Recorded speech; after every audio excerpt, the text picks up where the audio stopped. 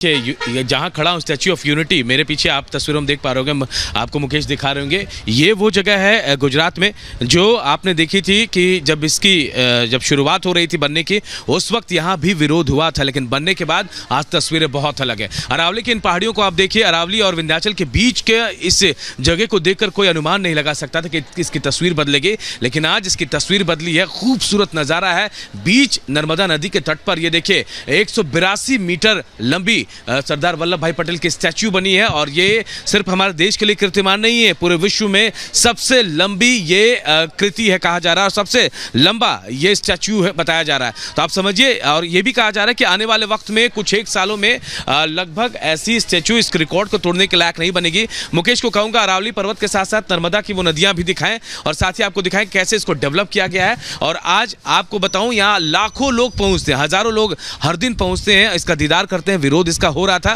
देखिए आप, ये पूरा बस स्टैंड बना हुआ, पूरा डेवलप किया गया है। उसके बाद आज यहाँ लोगों का हुजूम पहुंच रहा है, और इसी का विरोध किया जा रहा था। आप संसद की बात करें तो संसद का विरोध तो हो रहा है, लेकिन जैसे यहाँ हुआ, लोग यही कह रहे हैं, हम लोगों से बातचीत भी हम कर रहे थे, उन्होंने साफ तौर पर कहा कि जैसा विरोध अभी हो रहा है वो आने वाले वक्त में विरोध थम जाएगा, क्योंकि संसद भवन बनना जरूरी था। जो जिस तरह से हमारे देश की आबादी बढ़ रही है, जनसंख्या बढ़ रही है, आने वाले वक्त में जब जनसंख्या होगी, परिसीमन होगा, तो लोकसभा की सीटें भी बढ़ेंगी। और खुद पूर्व राष्ट्रपति प्रणब मुखर्जी कह चुके थे कि सीटों को 1000 तक बढ़ाया जाना चाहिए, मतलब वो ऐसा सोच रहे थे। दीपेश हमारे साथ दिल्ली से जुड़े हुए हैं, दीपेश का रुख कर लेते हैं। दीपेश, आपके पास क्या खबर है, बताएं।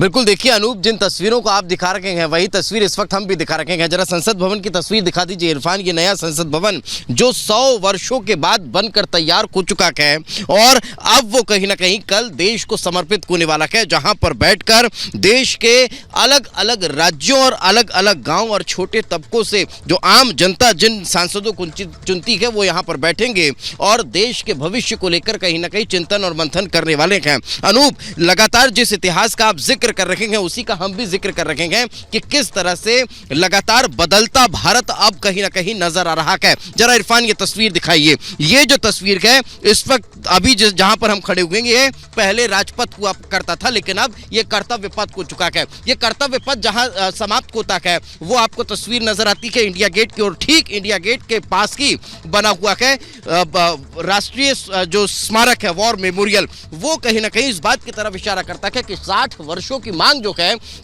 वो 2014 में जब नरेंद्र मोदी सरकार बनती है तब जाकर पूरी होती है। 2015 में उसके प्रस्ताव को पहली बार पारित किया जाता है। यानी लंबा इंतजार कहीं ना कहीं देश के बदलाव की तरफ जो है वो हुआ है, और उस इंतजार के बाद अब जब देश बदल रहा है तो उस पर सियासत को रखी गई। बिल्कुल, जब देश बदल रहा है, नया भारत और नए भारत की नई संसद जिसका कल प्रधानमंत्री नरेंद्र मोदी उद्घाटन करने वाले हैं, सिंगोल जो कि सनातन की प्रतीक है, विरासत है, उसे भी स्थापित किया जाएगा। लेकिन इस सबके बीच आपको बता दें कि सिंगोल को तमिलनाडु से आए अधिनम प्रधानमंत्री नरेंद्र मोदी को सौंपेंगे, और उसके बाद कल प्रधानमंत्री नरेंद्र मोदी इसकी स्थापना करेंगे। रिपोर्ट देखिए।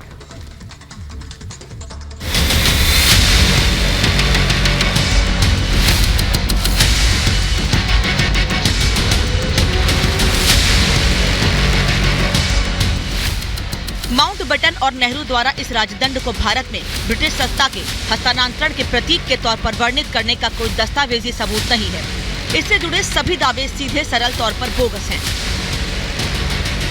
कांग्रेस नेता जयराम रमेश के इस ट्वीट के बाद सनातन का प्रतीक सिंगोल सियासत का केंद्र बना हुआ है। इस ट्वीट के जरिए कांग्रेस ने सत्ता हस्तांतरण की प्रथा पर सवाल खड़े किए, बीजेपी के दावों को बोगस बताया, जिनका जवाब तमिलनाडु के मठ से आई इन तस्वीरों ने दिया।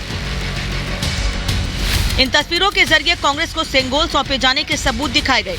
आजादी के वक्त के अखबारों की कटिंग भी सामने लाई गई, जिनमें साफ साफ सिंगोल का जिक्र किया गया है। सनातन परंपरा पर हो रही सियासत को बीजेपी ने भी जमकर आड़े हाथ लिया। स्मृति ईरानी और हरदीप सिंह पुरी ने कांग्रेस की सोच पर सवाल खड़े किए, इसे पंडित नेहरू का अपमान बताया। उस प्रतीक को जो हमारे स्वर्णिम इतिहास का एक विशिष्ट अंग है, गांधी खानदान ने एक म्यूजियम के किसी अंधेरे कोने में नेहरू जी की छड़ी के रूप में वर्षों वर्ष तक रख रखा था।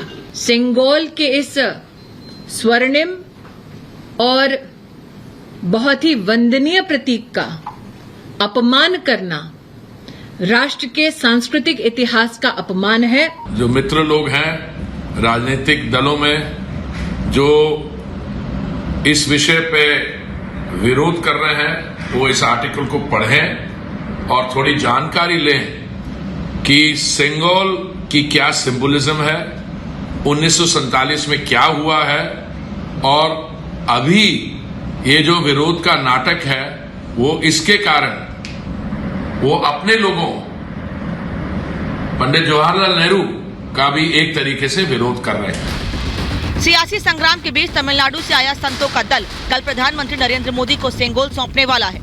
इसके लिए शैव मठों के 21 अधिनम दिल्ली पहुंच चुके हैं। ये मलाई मंदिर में हम यहाँ पर मौजूद हैं और यहाँ पर रिहर्सल चल रहा है। रिहर्सल किस चीज़ का है ये भी आपको बता देते हैं। लगभग यहाँ पर 25 पंडित हैं जो यहाँ पर मौजूद हैं और सेंगोल को जिस विधि से पूजा पाठ करने के बाद प्रधानमंत्री को सौंपा जाएगा उस विधि की यहाँ पर रिहर्सल चल रही है। आपको बता दें तमिलियंस का जो है एक गौरव का प्रतीक है और इसीलिए चोल साम्राज्य से ये जो सेंगोल है ये चला आ रहा है। भारत का राजदंड जिसको कहा जाता है, भारत का राजदंड यानी कि भारत के गौरव का प्रतीक जो सेंगोल है जब यहाँ पर लाया जाएगा तो जब प्रधानमंत्री को सौंपा जाएगा, नई संसद में स्थापित किया जाएगा, तब वो कैसा दिखेगा, कैसा लगेगा, कैसा एहसास होगा, ये हर कोई महसूस करना चाहता है। 75 साल बाद दोहराई जाने वाली प्रथा को लेकर शैव मठों के अधिनम में उत्साह है। इसकी जोर शोर से तैयारी की गई, फुल ड्रेस रिहर्सल की गई। पुरानी परंपरा के मुताबिक पीएम मोदी को कल ये सेंगोल दिया जाएगा। मदुराई अधिनम के 293 प्रधान पुजारी हरिहर देसिका स्वामीगल पीएम मोदी को सेंगोल देंगे। इसे लोकसभा स्पीकर के आसन के पास स्थापित किया जाएगा। Bureau report, Republic Bharat.